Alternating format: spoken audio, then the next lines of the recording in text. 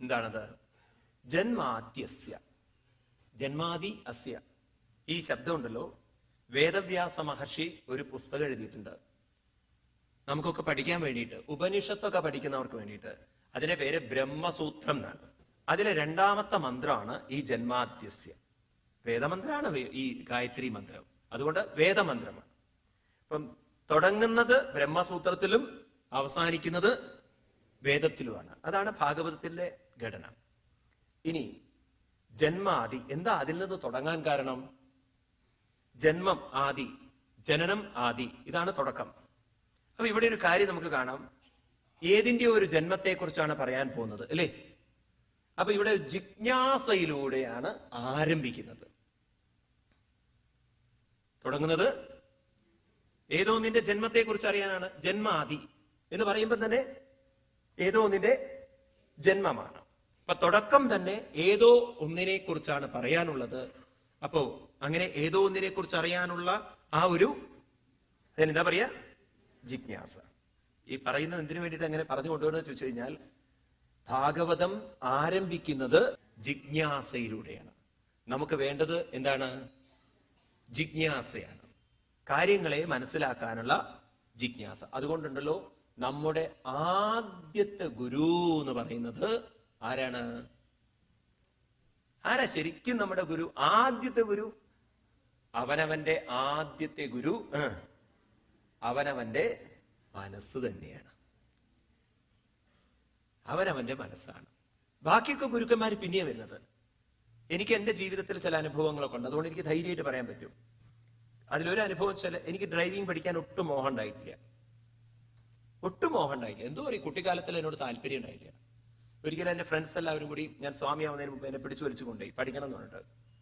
1ാമത്തെ ദിവസം കാറിൽ കയറി, അതൊരു പോലീസ്, ഒരു റിട്ടയർഡ് പോലീസ്, ഒരു സർക്കിൾ ഇൻസ്പെക്ടറിന്റെ കാറായിരുന്നു. അപ്പൊ അങ്ങോട്ട് എന്നെ പഠിപ്പിക്കുന്നത്.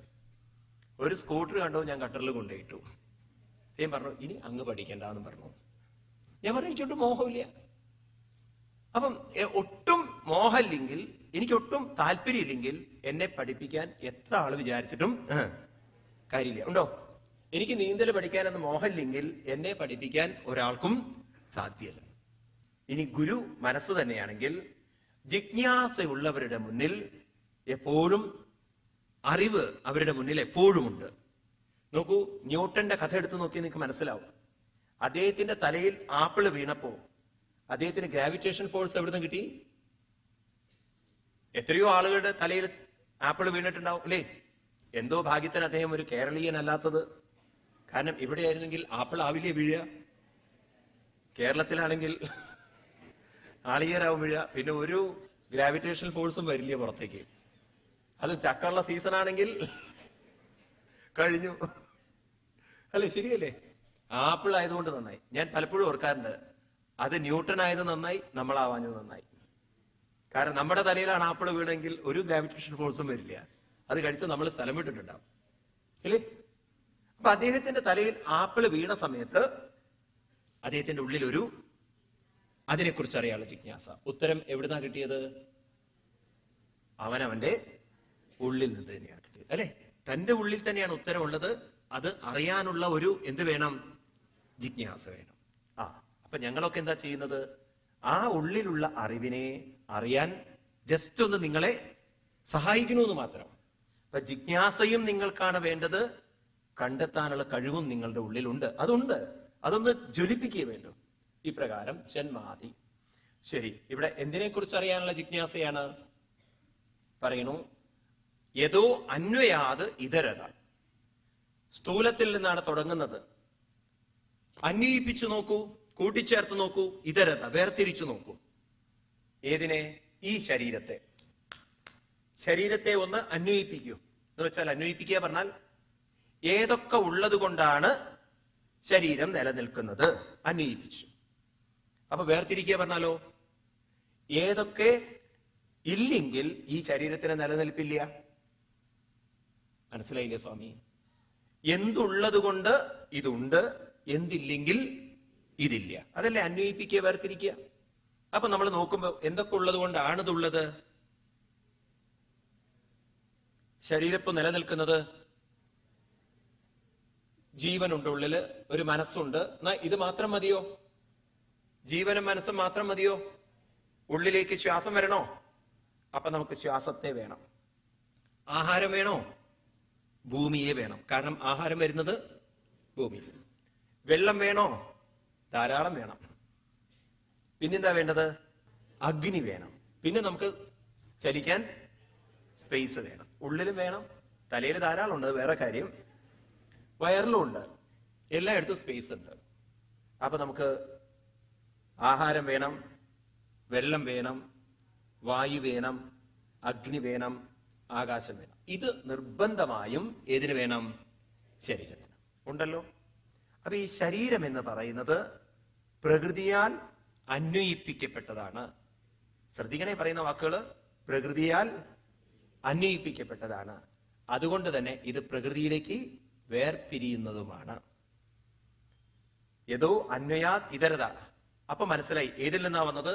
അർത്ഥേഷു. അർത്ഥം എന്ന് പറഞ്ഞാൽ പദാർത്ഥേഷു. ഏത് പദാർത്ഥങ്ങള്?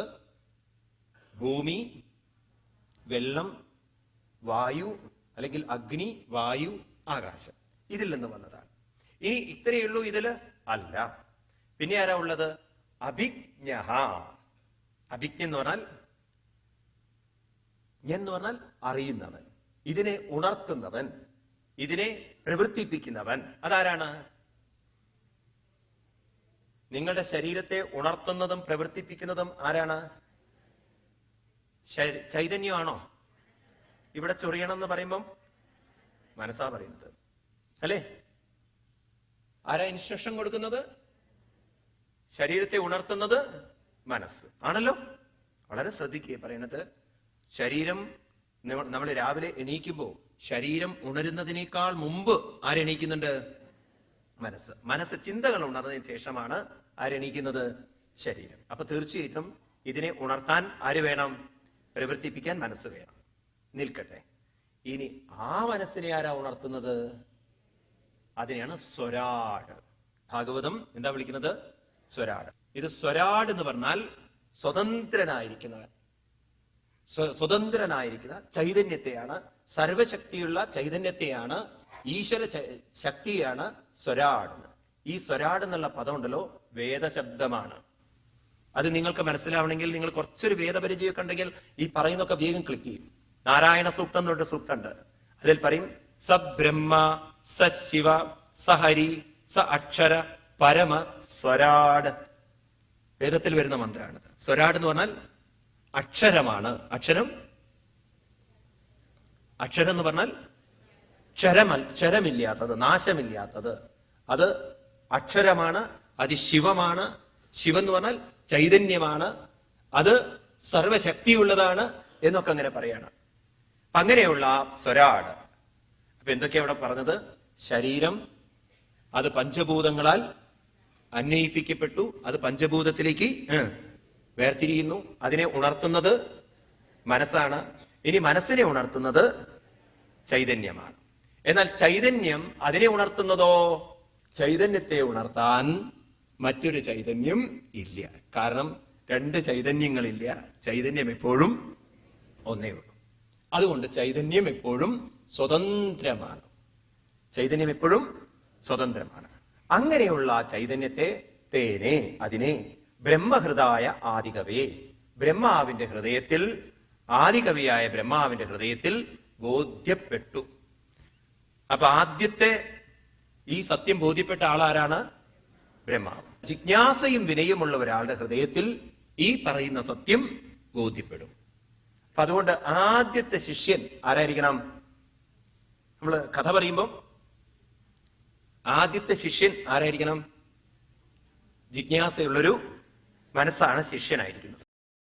എന്നാൽ ഈ സത്യത്തെ മുഹ്യന്തിയൽ സൂരയ, സൂരികൾ മുഹ്യന്തി. സൂരികൾ എന്ന് പറഞ്ഞാൽ ബുദ്ധിമാന്മാര് മോഹിക്കുന്നു. സൂരികൾ എന്ന് പറഞ്ഞാൽ ബുദ്ധിമാന്മാർ. അവര് മോഹിച്ചു പോന്നു, അവർക്കിത് മനസ്സിലാക്കാൻ പറ്റുന്നില്ല. ഭാഗവതം ഇതൊരു വലിയൊരു കാര്യമായിട്ടാണ് പറയുന്നത്. ബ്രഹ്മാവിന്റെ ഹൃദയത്തിൽ ബോധ്യപ്പെട്ട സത്യം ബുദ്ധിമാന്മാർക്ക് എളുപ്പം മനസ്സിലാവുന്നില്ല, അല്ലെങ്കിൽ അവരുടെ ഹൃദയത്തിൽ അത് പ്രകാശിക്കുന്നില്ല. അപ്പോ ഒരു കാര്യം സത്യമാണ്, എല്ലാവരുടെ ഉള്ളിലും ചൈതന്യമുണ്ടെങ്കിലും, എല്ലാവരിലും ആ ഭഗവത് സത്യമുണ്ടെങ്കിലും അതെല്ലാവർക്കും